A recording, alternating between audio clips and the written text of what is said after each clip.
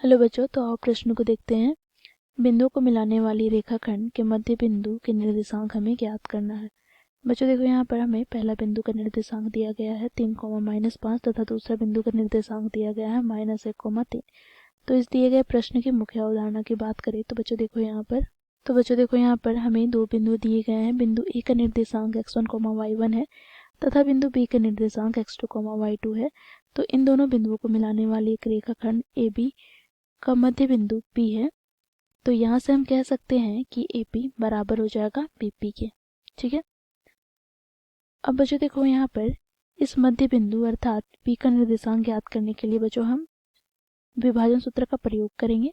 तो यहाँ से हम लिखेंगे क्योंकि P AB का मध्य बिंदु है।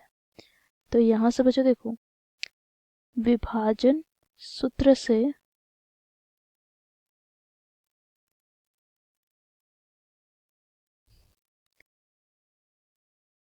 P का निर्देशांक जिसे हम x, y से प्रदर्शित करेंगे, ये बराबर हो जाएगा किसके? तो x1 + x2 बटे में 2, y1 + y2 बटे में 2। तो इस मुख्य अवधारणा की सहायता से बच्चों हम दिए गए प्रश्न को हल करेंगे। बच्चों देखो, यहाँ पर हमें दो बिंदुओं के निर्देशांक दिए गए हैं, अर्थात बिंदु ए के निर्देशांक दिए गए हैं 3, -5 तथा बिंदु बी का निर्देशांक दिया गया है -1, 3।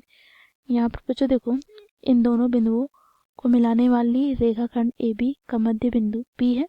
तो यहाँ से हमें P का निर्देशांक ज्ञात करना है। तो इसके लिए बच्चों हम मुख्य अवधारणा का प्रयोग करेंगे। तो मुख्य अवधारणा में हम लोगों ने देखा कि विभाजन सूत्र से मध्य बिंदु का निर्देशांक कैसे ज्ञात करते हैं।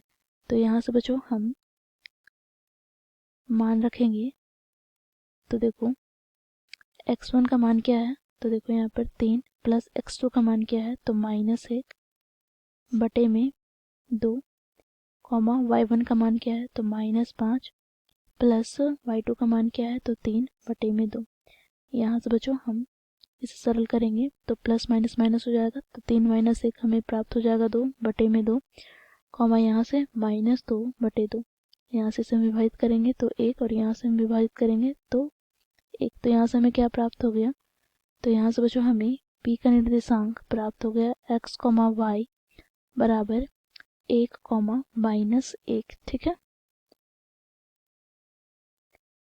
तो यहाँ पर हम लिखेंगे अतः बिंदु P का निर्देशांक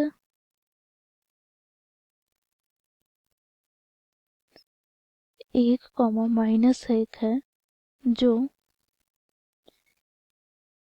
रेखाखंड AB का मध्य बिंदु है।